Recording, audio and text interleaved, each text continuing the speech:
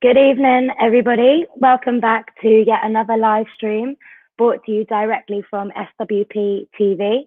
My name's Sophia Beach. I'm going to be your host for a brilliant discussion that we've got going on this evening. And despite us being in very unclear circumstances with the Tories clearly in disarray, another lockdown on its way, of course, the dramatic events of last week that we're going to be discussing tonight, and I'm sure many more dramatic events to come with the US election and so on this week.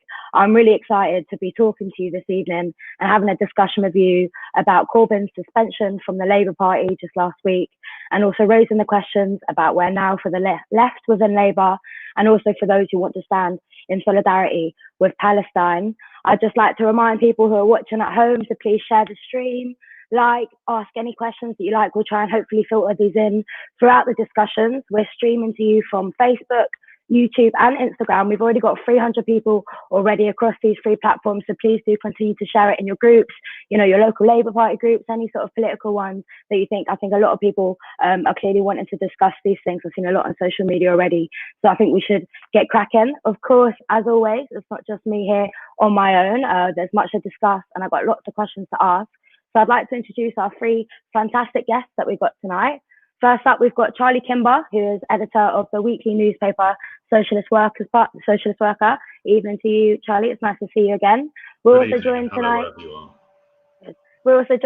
by Emma Davis, who's a primary school teacher and an activist in the NEU. Solidarity with all teachers across the UK, Emma. I hope you're doing good. And of course, last but not least, we're joined yet again by Ilan Pappé. Ilan is a renowned Israeli historian and author of multiple books, including 10 Myths About Israel and the Ethnic Cleansing of Palestine. So welcome, it's good to see you again, Ilan. Thank you for joining us. Pleasure. And of course, welcome to everyone, all of you who are watching at home. Once again, thank you for tuning in. Continue to like and share the stream, and hopefully we can have a brilliant evening of discussion about the events of last week. I think this is clearly the question of the moment. Millions of us have been inspired by Corbyn and his plans for a radically different society. And it's no surprise that Keir Starmer represents a clear break from this and a shift to the right within Labour. Many young people like myself who are infused by the Corbyn project are now taken to social media to raise the questions as to whether the Labour Party truly is the vehicle for the radical change that we want to see in society. And if it isn't, then what is the alternative for this? So I think just to get started with, let's just remind ourselves of the events that happened last week with a little bit of a video clip from both Keir Starmer and Jeremy Corbyn. If we could bring up that clip, please. I made it clear that we won't tolerate anti-Semitism or the denial of anti-Semitism through the suggestion that it's exaggerated or factional. And that's why I was disappointed with Jeremy Corbyn's response, and that is why appropriate action has been taken, which I fully support. I want to unite the Labour Party, bring our factions together as a united party. But I made a very clear commitment to root out anti-Semitism, and I'm going to follow through on that commitment. We cannot say zero tolerance and then turn a blind eye. Throughout the leadership contest, which was 3 months, I was absolutely clear about my position on anti-Semitism. There wasn't any issue about that. All the candidates were. So I think everybody who voted me in as leader would have expected me to take strong action. I know and I sense the hurt and the pain of the Jewish community by the failure to get to grips with anti-Semitism in the party in the past. I'm determined that we will follow through on the recommendations from the report this morning as one step in the journey to rebuilding trust. Very shocked and very disappointed. I've been in the Labour Party all my life, and I want to make it absolutely clear. Anti-Semitism has no place whatsoever in our party or our movement. I've opposed it and racism in all its forms all my life, and that is what I've made clear during my leadership of the party, and I'll make clear today as a Member of Parliament and proud to be one. What I'll be doing is appealing to the party and those that have made this decision to kindly think again. All I've done is pointed out that this terrible issue of anti-Semitism does exist, and anyone that has anti-Semitic views has no place in the Labour movement or the Labour Party, and we have to deal with it. That is why I set up a process to deal with it. I've explained what I said. I've explained what I meant by it. I am not diminishing or minimising the issue of anti-Semitism. It is serious, it is real, it does exist. Quite clearly, a decision was made in a very quick way. And I just say, hang on a minute, let's all keep a bit calmer. Let's think again about this whole issue. Our party comes together to fight racism and injustice, but we also come together to bring about economic justice for the people of this country. That is what unites our movement and our party, and that is what I appeal to members to focus on. Don't go away, don't leave the party, stay in the party and argue the case for economic and social justice in our society. Right, so with that clip, we saw both Keir Starmer and Jeremy Corbyn responding to questions from the media regarding the events last week, of course. From the beginning, I would like to make it absolutely clear that my position and the position we hold in the Socialist Workers' Party is that anti-Zionism is not anti-Semitism. And as anti-racist activists, we must be able to freely criticize the actions of the Israeli state in the oppression of the Palestinian people. Tonight, we'll be defending Jeremy Corbyn, and I'd like to say that as a British Jew, I disagree with the allegations of anti-Semitism made against him. My grandfather survived the Warsaw Ghetto and the Nazi concentration camps, and it was this part of my family history that drew me to anti-racist politics and socialist politics. Anti-Semitism is a very real and dangerous threat, which is no doubt on the rise. We see it on the far right in the US and here at home in Britain. Fascism poses the biggest threat to Jews, people of colour, and socialists all across the world. To fight against it, we need a broad and united anti-racist movement. And this is why the events of last week that happened in Labour saddened me, to be honest. I think with Keir Starmer and the right wing of the party clearly make a move to not only silence the left over the question of Palestine, but actually make it so that the Labour Party is now a place where Palestinian solidarity and those who stand in solidarity with Palestine are clearly made to feel incredibly unwelcome. This will do nothing but divide the left at a time when we need to be united and stand against the Tories and against the rise in racism. And I think for these reasons and many more, I think it's becoming increasingly urgent to defend Palestine, build an anti-racist movement, and raise questions about how we organise beyond the bounds of the Labour Party. So we're already on over 550 people watching. Thank you very much. Like I said, please continue to share the stream, but I think we should get down to the nitty gritty. So I'm going to come firstly to you, Charlie, if that's okay. Like we've said, I think we're all aware it's been a tumultuous few days. A big row in the Labour Party, lockdown announced, and of course tomorrow is the US election.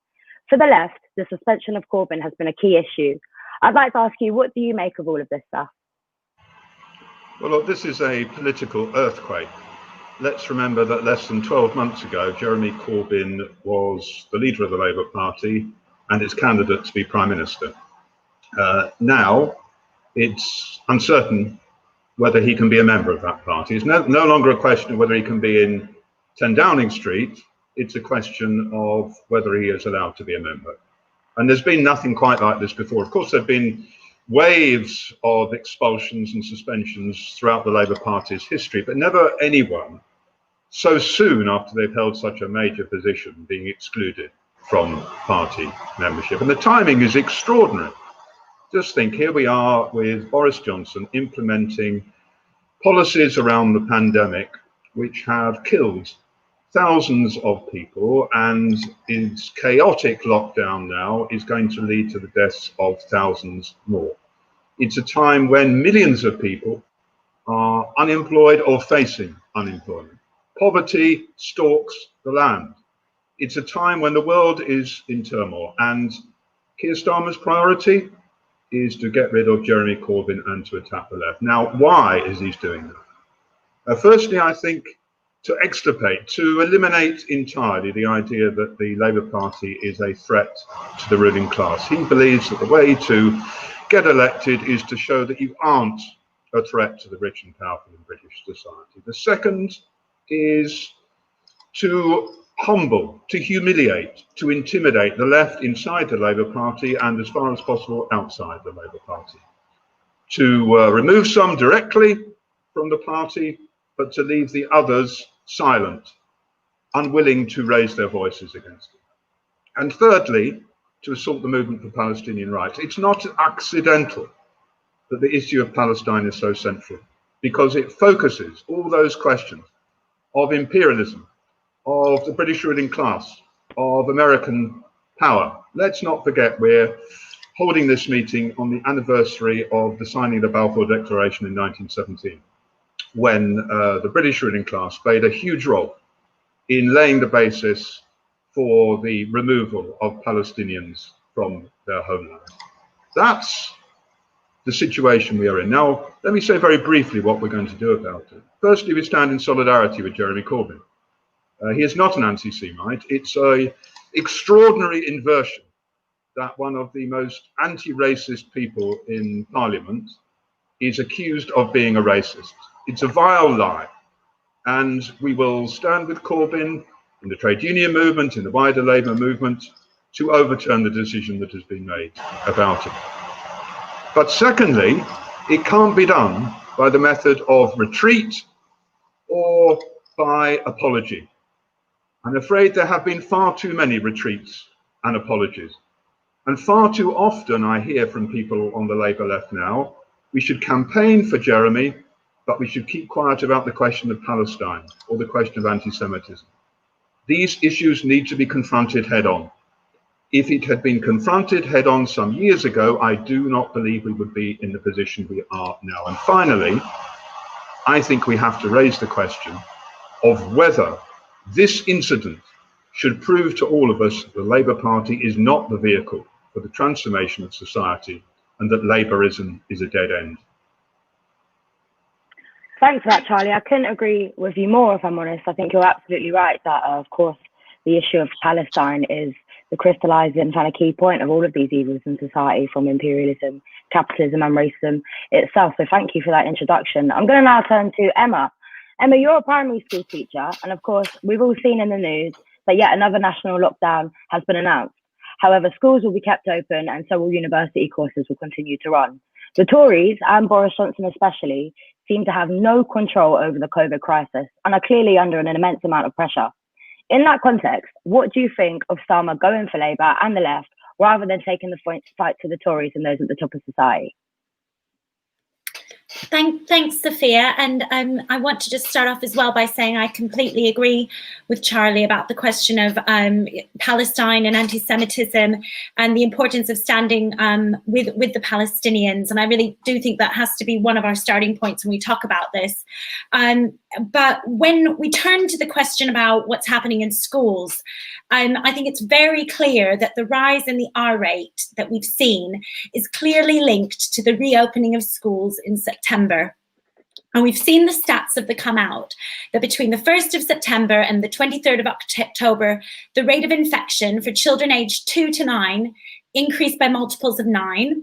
For children aged 7 to 11 by multiples of 50, and for school year 12 to age 24 by multiples of 18. So I think this really does show schools, colleges, and universities are places of transmission.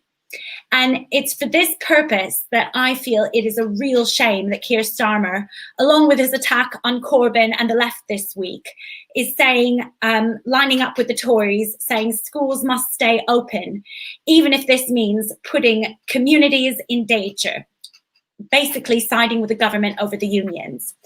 You know, educators, we want to be in school. We want to be there teaching and helping support our students, especially those who are from disadvantaged backgrounds. However, we also want our communities to be safe. And the evidence is saying that this isn't the case.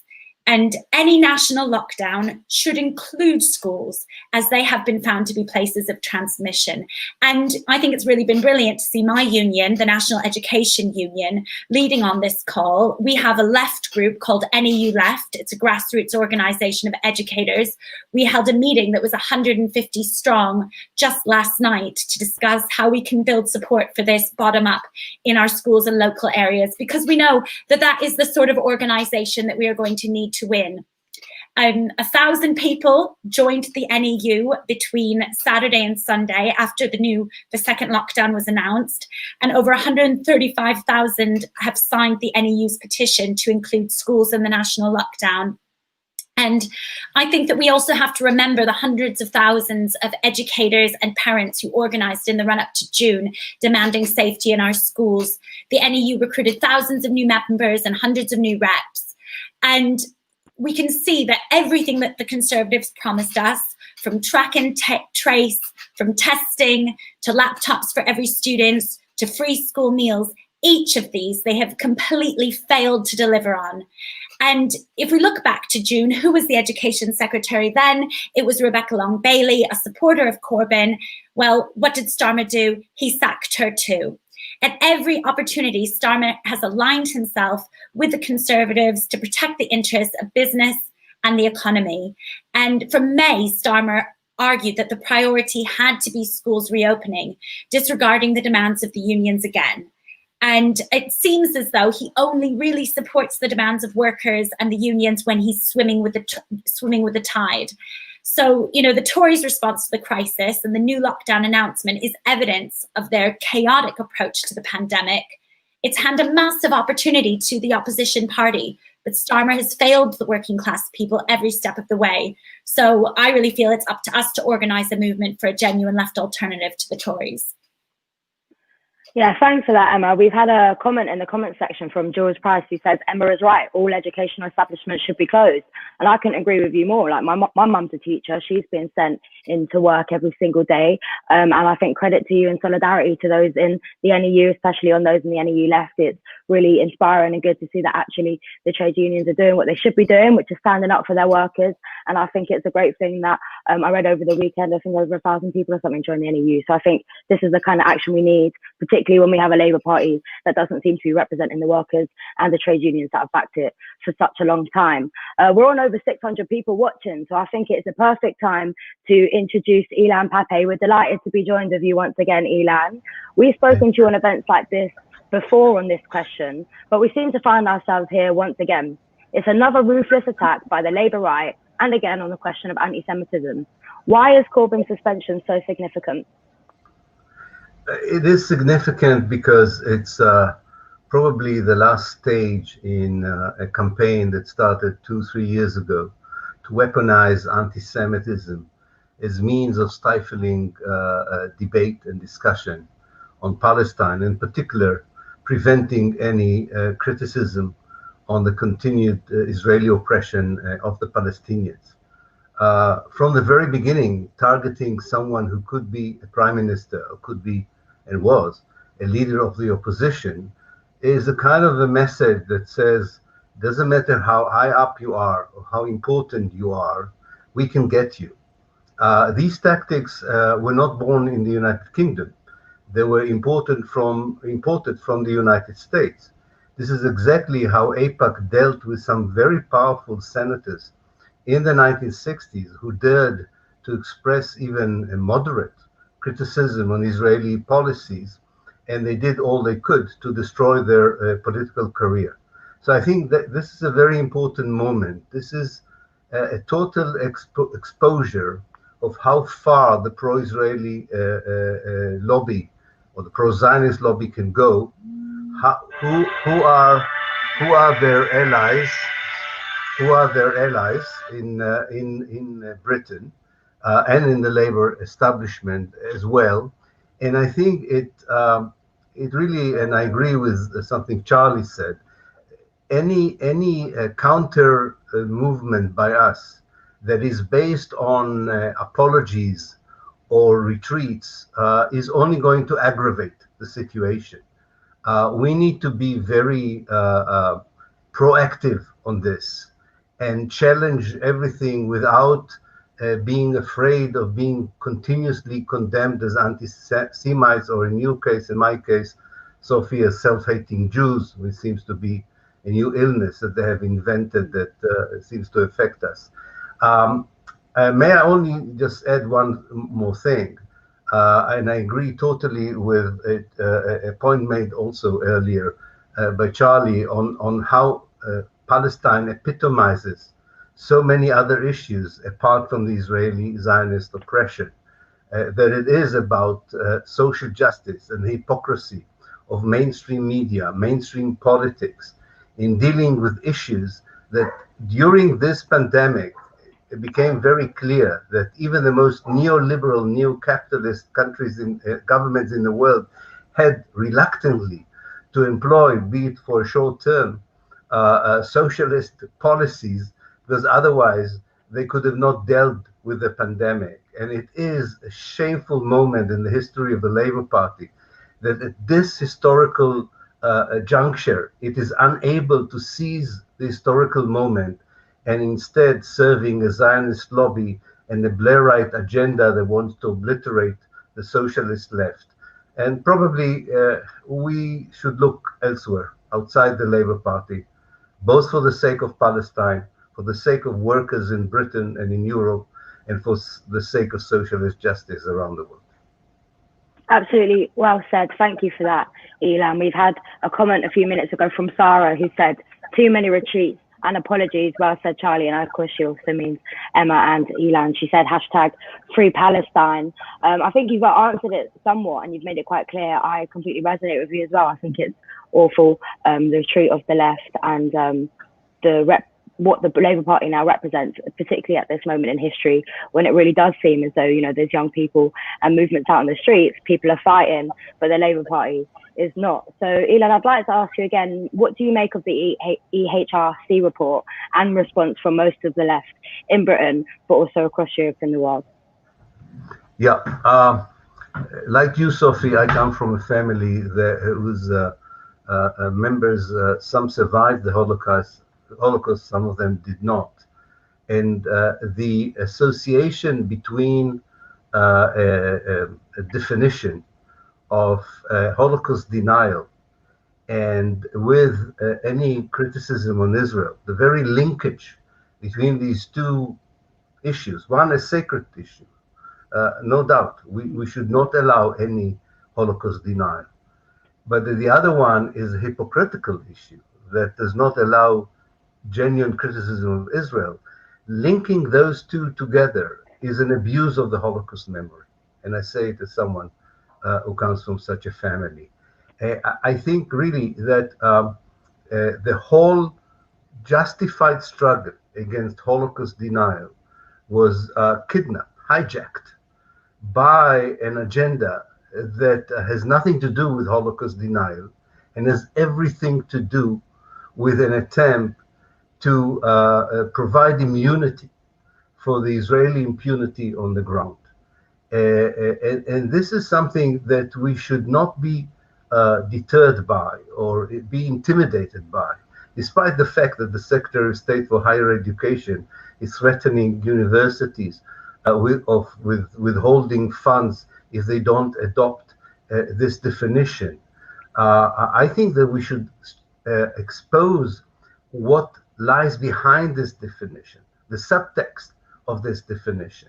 And the subtext, again, has nothing to do with increase in Holocaust denial or that there is a particularly danger that the Holocaust is more denied than ever before. You can easily see that there is a correlation between these efforts and the continuous erosion of Israel's moral image in the world. Everything that they do now on the ground in Palestine is seen, is exposed. Anyone with a modicum of decency in them opposes these policies, these ideology, and you cannot fight them with F-16 or tanks.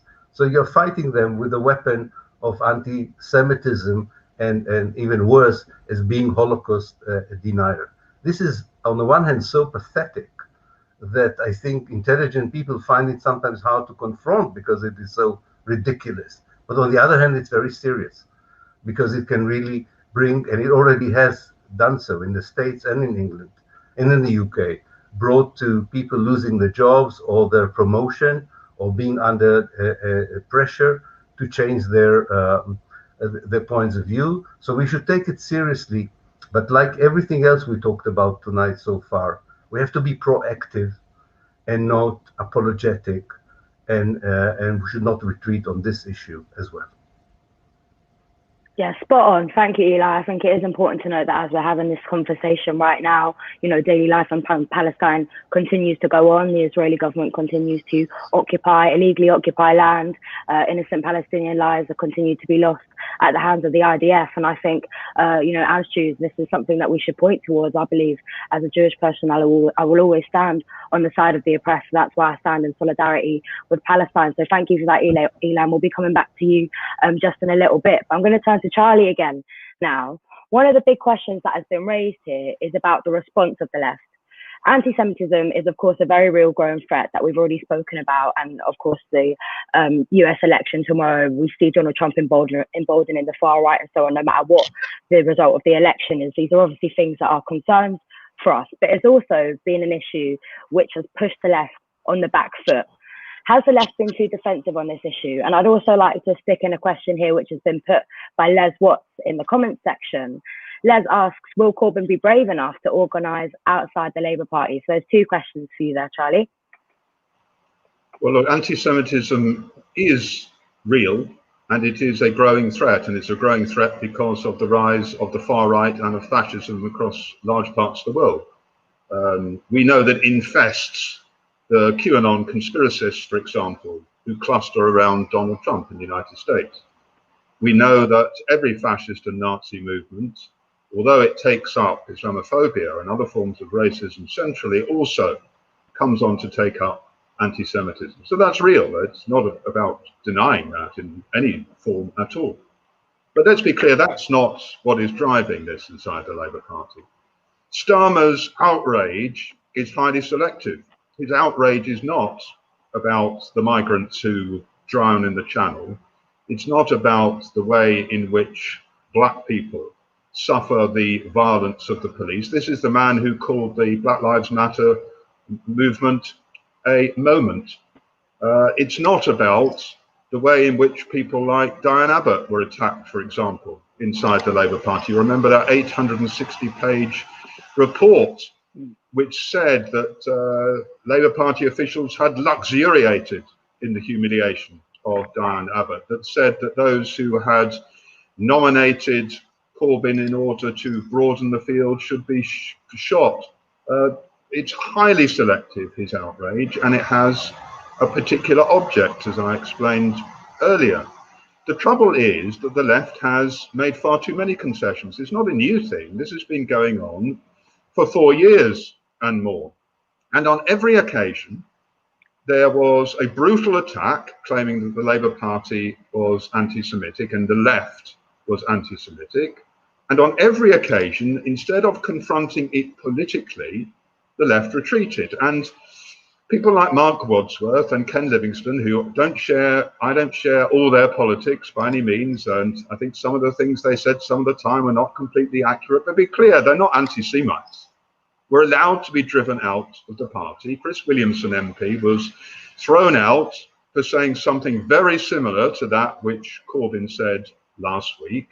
And again, the concessions were made. And the trouble is, if you keep running, they'll keep coming for you. And be clear, that's going to keep happening now. Now, why does it happen? This links to the second question that I was asked. It's because the Labour Party is fixated on the parliamentary sphere. The MPs have immense sway inside the party. And in order to do better at elections, it's seen as necessary to unite, not just with the left, with the centre, but with the right as well. And because the right are ruthless and unbending, they force the centre to make concessions, and then the left make concessions to the centre. And this is a process which has been going on for over 100 years inside the Labour Party movement.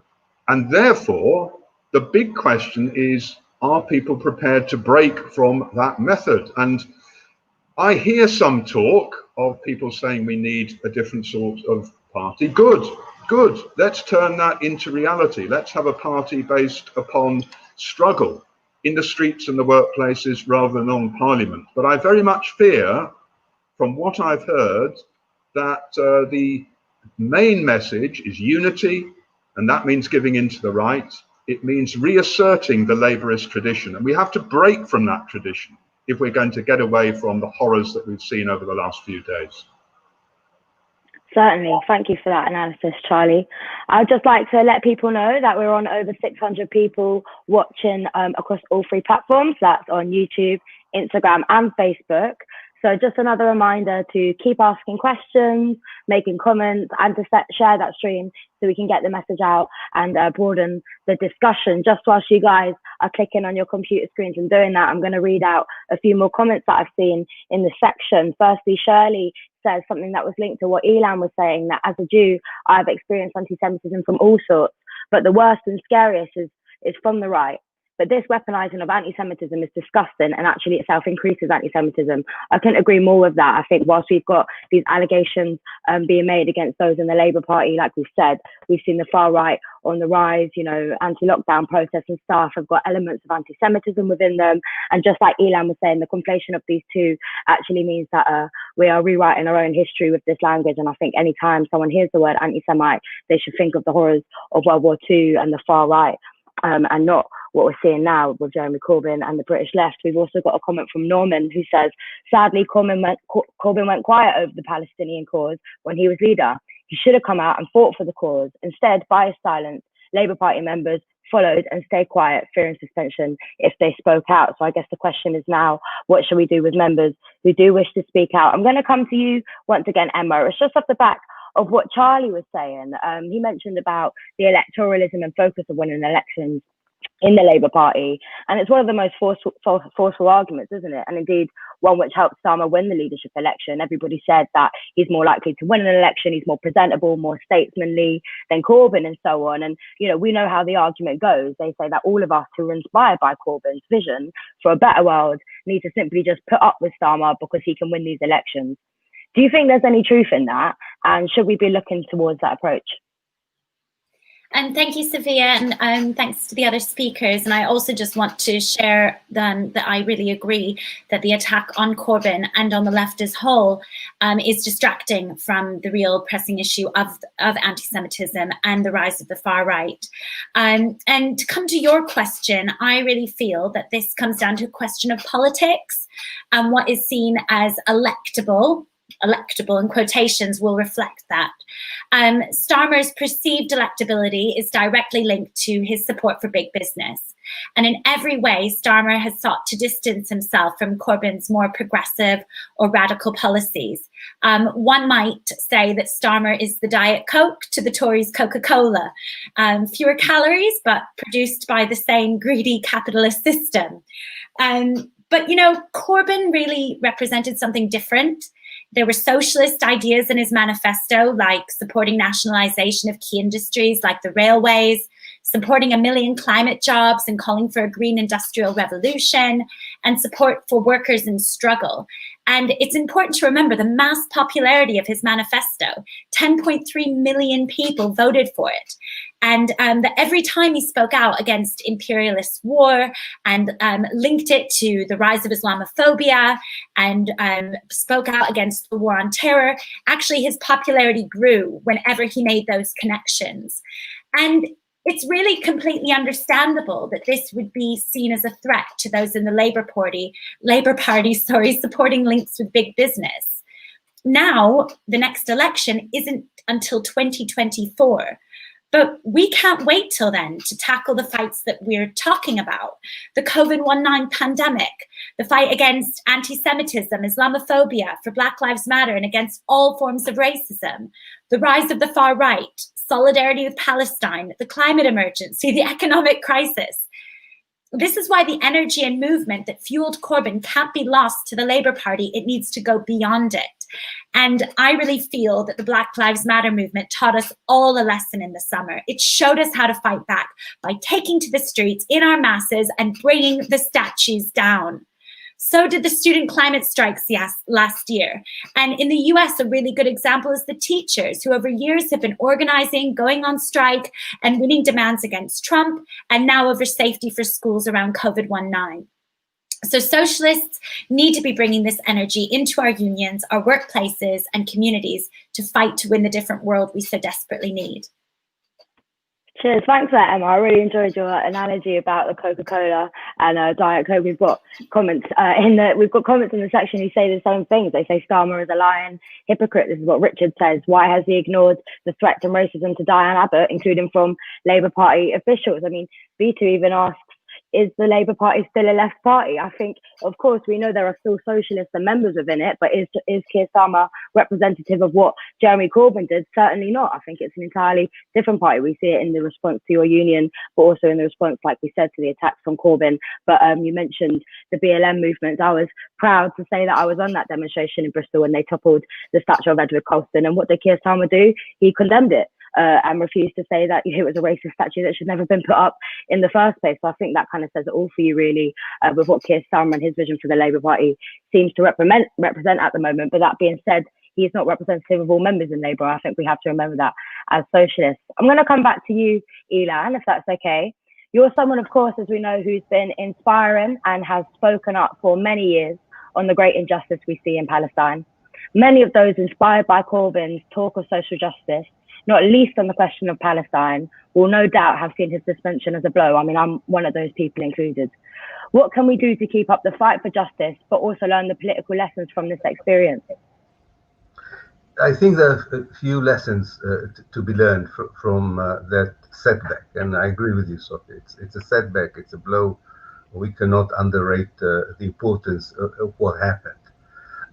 First of all, that we are facing a strong lobby that does not mince that does not is not reluctant to use or employ, I would say, violent and insidious means in order to get its message across. We should understand what we are facing, and we should struggle in all these levels.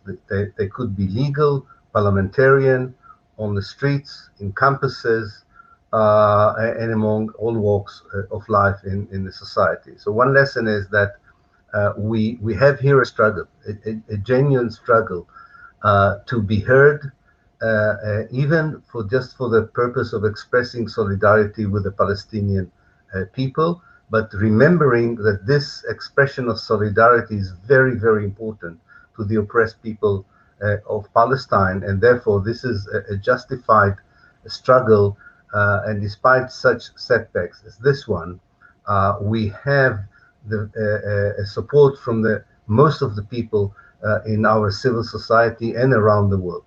The second, I would say, lesson is that we should probably broaden the networks of identification and solidarity. Palestine is a symbol. It epitomizes the struggles for social justice, but there are other struggles that can be reinforced with the solidarity movement for Palestine, and the solidarity movement for Palestine can be reinforced by these struggles. And I think that a stronger global and not just local network of oppressed workers, Native Americans, African Americans, people around the world with the Palestinians is a powerful coalition against the axis of evil that is running our economies, governments, media, and unfortunately, in some cases, also part of our academia. So I think that's a second lesson to be learned. And the third one is that we need new organizations, or we should enhance all existing organizations, but which are not playing the game of the establishment. It's very clear that the kind of, and I think it was a genuine belief by many people, that you can change from within the mainstream media, the mainstream politics, the mainstream academia, that you could push forward agendas such as the freedom for Palestine and social justice, that you could do it from within the establishment, and therefore you are supposed to compromise on certain issues, you have to be pragmatic, abide by realpolitik, and so on. I think it's high time to admit that this was attempted genuinely, seriously, and failed. And we need to take into account that building new organizations, new networking, both for Palestine and for social justice, will take some time, and the dividends will not come immediately. But we have this rare historical moment here, both in the realm of support for Palestine, where civil societies, including the Jewish community in the United States, are showing more and more support and solidarity with the Palestinian people. And more people, and this is on the more global aspect, understand the value of socialist policies, especially during this pandemic. I think that such an historical moment would accelerate the process of building a new network, new organizations of socialism and the left, which are adapted for this century. And it probably would take not as long as we anticipate because of these realities. So these are just tactical setbacks. The struggle for justice is strategic, is moral, and therefore you come stronger from such crises rather than weakened by them, provided you're not losing the way and the compass forward. Thank you. Thanks for that, Ilan. Solidarity, I couldn't agree more. Of course, the fight must continue, must go on. What you were saying about the second lesson that we can learn from these things. Of course, we know that the fight for Palestinian liberation and freedom is one against anti-racism, against imperialism and settler colonialism. I think it's important to note that as socialists, I think all of these evils and oppressions within society are interlinked under the economic system we live under. These things aren't separate, they're not separate issues. And you're right, we have to continue to fight, continue to link up, learn the lessons of the past and what we've gone through, and I think continue to stand in solidarity with Palestine. So thank you for joining us, Ilan. It was a pleasure to see you again, and thank you for answering our questions and being so clear as always. Talking about new organisations and so on, I want to come to Emma again. The last 5 years, Emma, have certainly seen some ups and downs for Corbynism and the left. Both you and I know that. But through it all, we should remember that the experience has demonstrated that socialist ideas can be popular and have a mass appeal.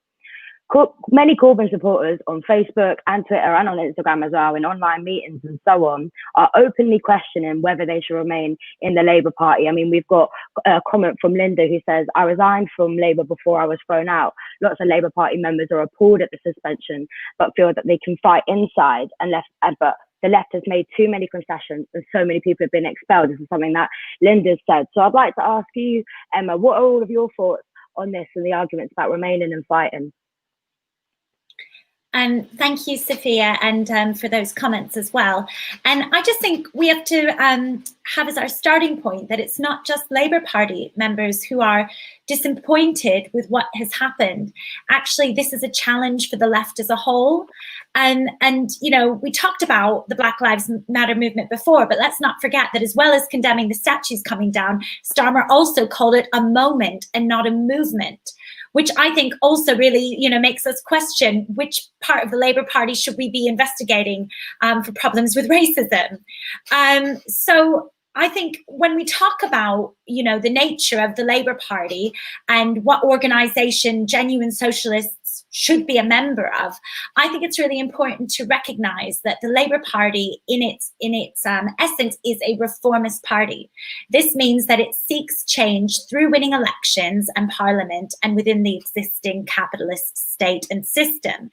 And this means that even left-wing reformist parties will often be forced to compromise on their more left-wing or socialist principles, and also their commitment to workers. And this is due to specific pressure from the capitalist state and system. And history is filled with examples of how reformist parties have bent under pressure from big business and the state. One example is the First World War, which saw the German Social Democrat Party, which was the biggest left socialist, they were socialists, reformist government in the world. And they voted in favor of the First World War. But this was against their previous commitment to opposing the war. It actually took a bottom-up struggle of workers and peasants and soldiers in a revolution, the Russian Revolution, to end the war. And so while I think it really remains very important who's in the leadership of the Labour Party, it still remains that the Labour Party will still remain what the Russian revolutionary Lenin called a capitalist workers' party, which means that even when it's at its most radical, it doesn't even claim to be a socialist party, even though, of course, there will be genuine socialists in its ranks. the Labour Party will still ultimately conform to the main driving force of capitalism, profit. And history has shown us over and over again that genuine reforms are never won by reformist parties alone, but they're dependent on the struggle from below. You know, the victory of the civil rights movement, the abortion rights struggle, the Black Lives Matter movement today, all were dependent on what was happening on the streets and in the workplaces. In the words of the late Marxist historian Howard Zinn, he wrote that what matters most is not who is sitting in the White House, but who is sitting in or going on strike, who's marching, who's occupying, who's outside the White House pushing for change. And so while the fight for the reforms to the system are essential, the current crisis has really laid bare how incapable capitalism is of solving any of the problems we face. We've seen that capitalism is a system rotten and sick to the core that can't just be reformed away. But what we need is socialism. We need a socialist revolution. And this does not mean that we don't want to support left-wing governments or that we don't campaign for reforms. Another famous revolutionary, Rosa Luxemburg, a Polish revolutionary, who was also a committed opponent to the First World War, insisted that revolutionaries must be the hardest fighters for reform. But we need to raise the demand for revolution at the same time. So I'll just finish by saying that I really feel that people who supported Corbyn, whether inside the Labour Party or not, now really what we need to be doing is getting stuck into the movements and struggles in the workplaces where possible on the streets.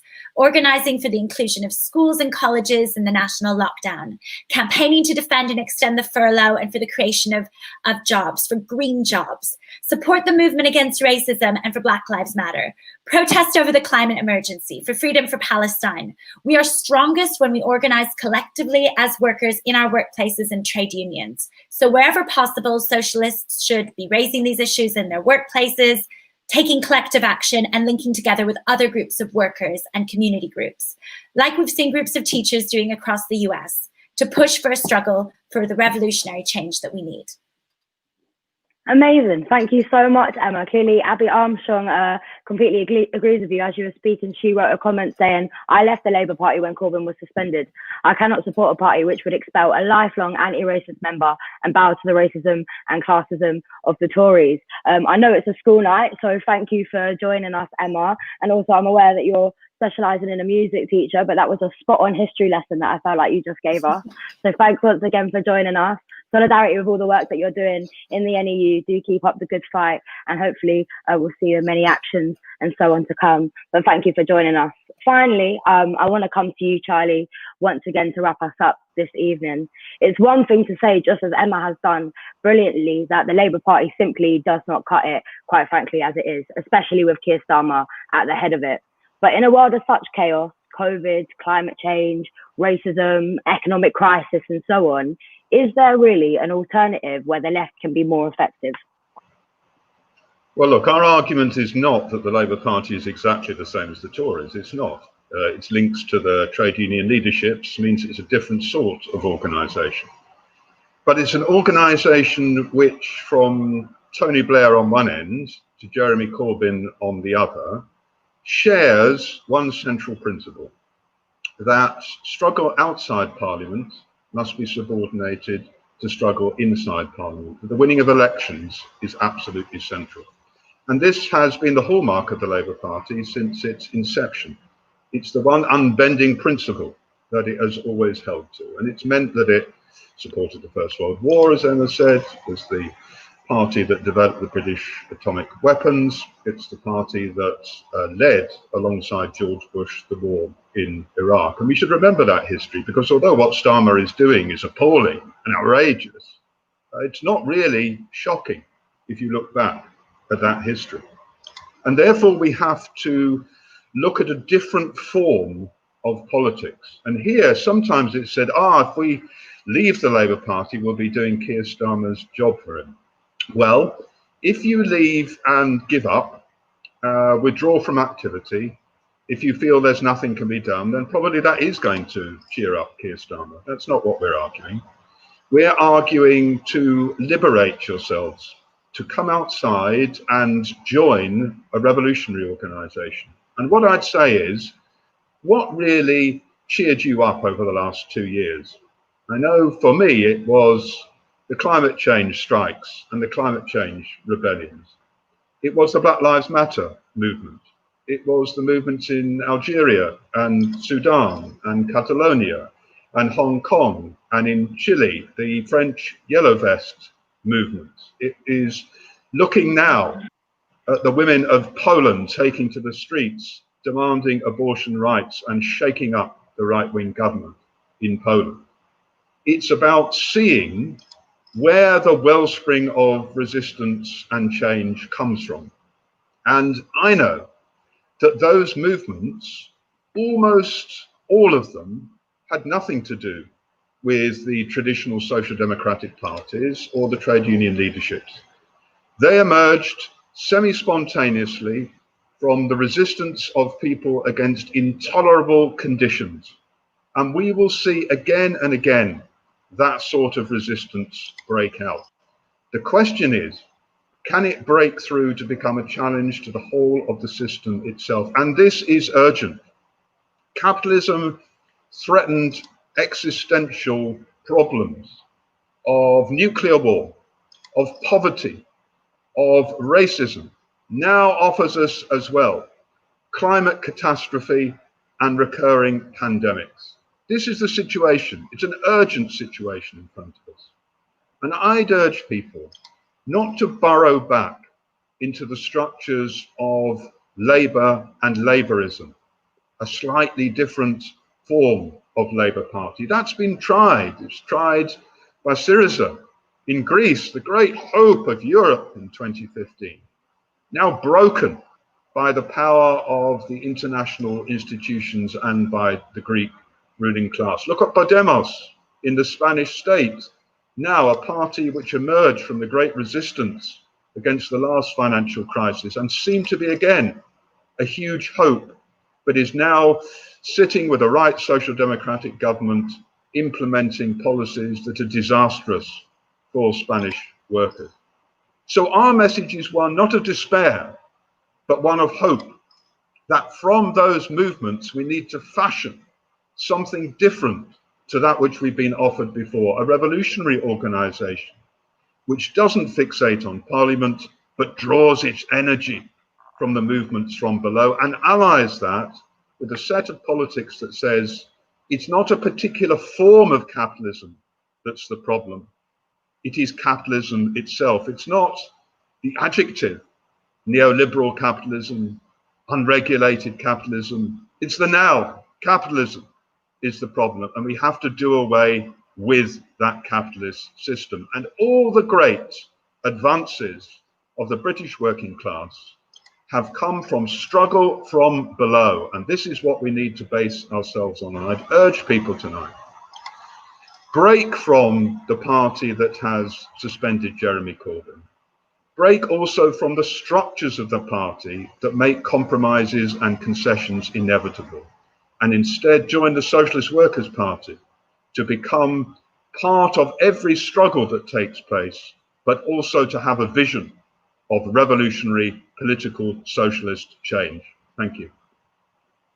Thank you very much, Charlie. Ilan has just messaged me saying we need a party that says no to capitalism, no to Zionism, and no to racism. So I think we're all in agreement here. Thank you once again to all of our speakers who joined us tonight. Charlie Kimber, editor of Socialist Worker, Emma Davies, our primary school teacher and NEU activist, and of course, Ilan Pappé, our worldwide renowned Israeli historian and anti-Zionist and author.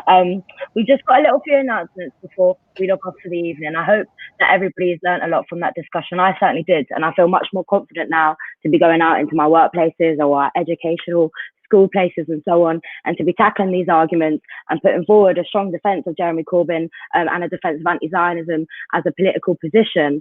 Next Sunday, we've got a very, very special, another Facebook Live event. This time we'll be talking about the results of the US election, which is of course happening tomorrow. So give us a follow on Socialist Workers Party on Facebook, Twitter, YouTube and Instagram. We'll be joined by a live panel in the US, including August Nimtz and Paul LeBlanc, who are two American academics. It's certain to be a very, very exciting meeting. Of course, like Charlie said, we don't say the Labour Party are like the Tories. They have got grassroots. and links to trade unions. However, the Democrats do not. So I think whatever the result is, Donald Trump or Joe Biden, socialists on the ground will still have to mobilize in America, against racism, against capitalism in general, and the society that they've still got going on there. Also, I'd like to announce that all three of our speakers have actually written books. They're all three of them are authors. You can find all of their books at bookmarksbookshop.co.uk. The link is at the bottom of the screen. Bookmarks is a radical and independent socialist bookshop. I think obviously we're all aware that in lockdown, a lot of people have been reading more, but a lot of people have been going to places like Amazon and so on to get their books.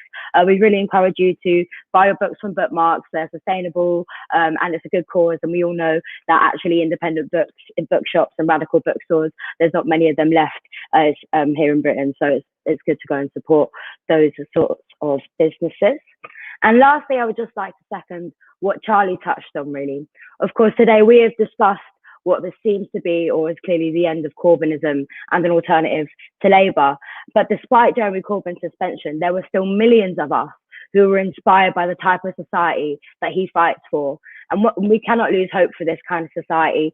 Just as Ilan was saying, we have to learn the lessons of the past, build a stronger movement. And of course, I think there's one thing that's been made clear since the events of last week, and that is Keir Starmer does not represent the kind of society that those millions of people joined the Labour Party to vote for Corbyn and back a socialist society, one of equality and so on.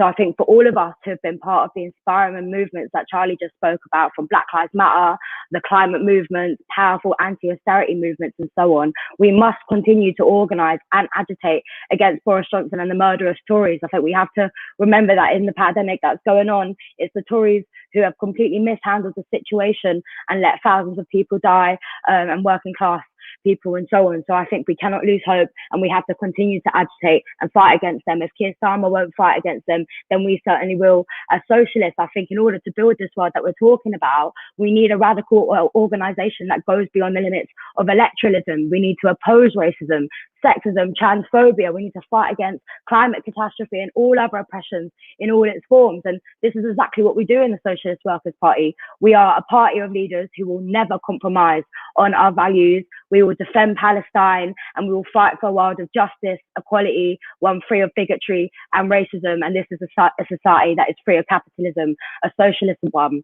And this fight becomes easier, obviously, the more there are of us. So if you're a young socialist, a trade unionist, or even a long-standing Labour member, or somebody who hasn't been involved in the movement before this, who's been let down by Keir Starmer and the right within the party, I would really encourage and urge you to join us in the Socialist Workers' Party. The link is on the bottom of the screen below. And of course, the world that we want to build starts right now, from the moment you click join the link, and hopefully we'll see you on the barricades, see you on the revolutions. Thank you for joining. This video will be up on our website, so you can share it amongst friends and comrades and so on.